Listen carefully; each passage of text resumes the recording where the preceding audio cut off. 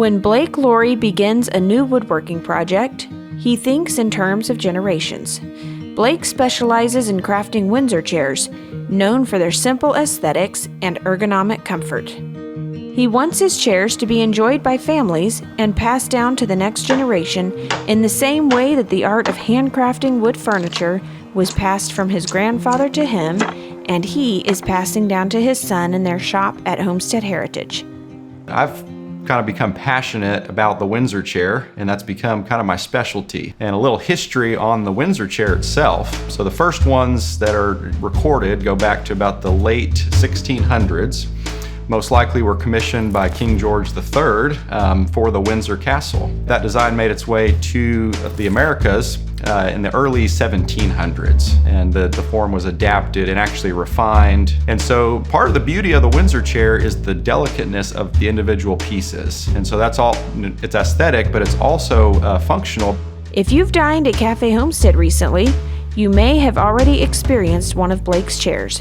When fire destroyed the cafe just 2 days before Christmas in 2022, Blake and others crafted 140 new Windsor chairs for the restaurant, helping bring the new Cafe Homestead to life as a fully furnished space within a remarkable 18 weeks. Blake's love for working with wood and hand tools began in his grandfather's workshop as a child. From the time I was probably 3 years old, I would go to his shop and he'd help me with little projects and things. And from that point on, there was some kind of love of woodworking that never got away from. His woodworking skills were honed through the educational programs at Homestead Heritage, where he also learned blacksmithing and leatherwork. But woodworking was where he invested his heart and passion, progressing from apprentice to journeyman to master craftsman. Now he teaches visitors the lost skills of hand tool woodworking. So a lot of people that come for a class, they have someone specific in mind that they're building the chair for.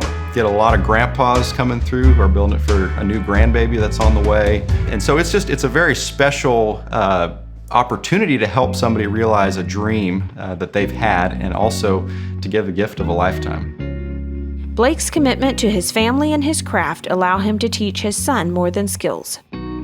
I don't know ultimately what he's going to do vocationally, but he's going to have a very good foundation in these crafts. And I see that they teach a lot of very important life skills, even outside of just the production of a piece of work. It's going to teach you character. It's going to teach you, perseverance. It's going to give you the eye-hand coordination and the fine motor skills that enable you to do all manner of other crafts. Blake's story is one of tradition, skill, and family values shared in the Homestead Heritage community. When working with my son, I've thought back to the time working with my grandfather as well as my dad, doing small woodworking projects.